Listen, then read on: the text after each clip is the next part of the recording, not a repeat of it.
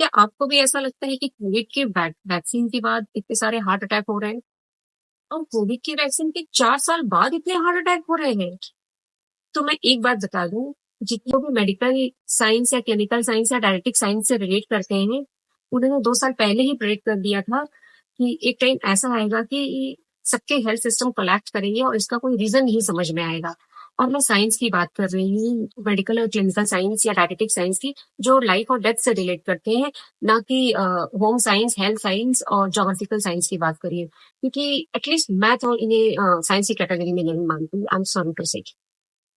और ये जो सोशल मीडिया ट्रेंड चला हुआ है कि ये खा लीजिए, पीरियोडाइट कर लीजिए, बुलेट शॉट्स ले लीजिए, घी शॉट्स ले लीजिए, ये प्रॉब्लम है, ये जिप खा लीजिए, ये प्रॉब्लम है, ये खा लीजिए, ये कीटो डाइट कर लीजिए, रनिंग कर लीजिए, फास्टिंग कर लीजिए, इंटरमीडिएट फास्टिंग कर लीजिए, बिना किसी कारण से, बिना कुछ सोचे हुए कि अगर हम ये डाइट लेके थोड़ा सा भी वेट कम कर लेते हैं तो उसके अगेंस्ट में मेरा आउटकम क्या होता है। कहीं मेरे ब्लड पैरामीटर्स तो अप डाउन नहीं करे, कहीं मेरा कोई बॉडी का कोई इंटरनल ऑर्गन तो इफेक्ट नहीं कर रहा है, या तो कहीं मेरी इम्यूनिटी तो कॉम्प्रोमाइज नहीं कर रही है।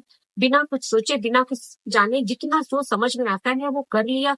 जिस चीज से जरा सा भी 5% 10% इफेक्ट मिल गया वो कर लिया बिना कुछ सोचे हुए कि। और हर डाइट अपने साथ, हर फूड अपने साथ कुछ नेगेटिव लेकर आती है।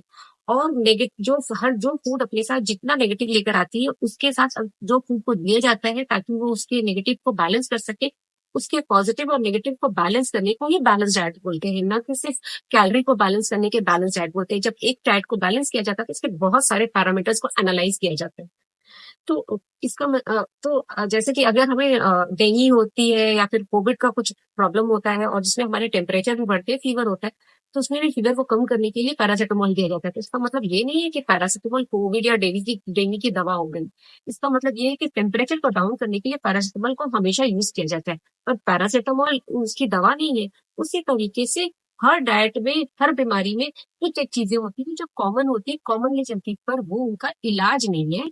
वो उनके साथ उनको कंबाइन किया जाता है ताकि ओवरऑल रिजल्ट जो हो वो कम से कम 99 टू 100% तक हो जाए।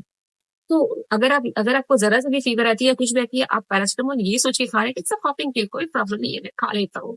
ऐसा कुछ नहीं है। Every there is no free lunches in this world. जिस तरीके से पैरासिटामोल का भी सिर्फ ऐसा ही है कि पॉजिटिव नहीं है, इसी तरीके से हर डाइट में अपने साथ कुछ पॉजिटिव कुछ नेगेटिव लेकर आते हैं। और जो ये सोशल मीडिया ट्रेंड चला हुआ है ना, ये सिर्फ ऑनलाइन तक नहीं है, ये ऑफलाइन में भी है। आप जाके ग्राउंड लेवल में पता कीजिए किस तरीके से ऑफलाइन में इसने अपनी रूट्स फैलाए हुए हैं। और किसी को समझ नहीं आ रहा है क्या हुआ है, क्योंकि कोई किसी को क्लेम ही नहीं कर पाता है। और धीरे धीरे हमें तो समझ आ रहा है कि food is acting as a slow poison. ये तो खुद को कॉन्सोलेशन प्राइज देना हो गया कि कोविड की वैक्सीन की वजह से हो रहा है, इसकी वजह से हो रहा है। और आप इन लोगों को करेक्ट करने का सोचिएगा भी नहीं, क्योंकि इनके जो कॉन्फिडेंस का लेवल है, इतना हाई कॉन्फिडेंस है कि इनके लेवल को तो हम टच ही नहीं कर सकते हैं। तो बेटर है wait and watch. Just wait for the outcome. जब रिजल्ट आएगा तो सब कुछ पता चल जाएगा। Time is to prove what is right to what is wrong. और वैसे भी मैं एक चीज है जिसको बिलीव करती हूँ, सही के एग्जिस्ट करने के लिए गलत का भी थोड़ा बहुत होना जरूरी है।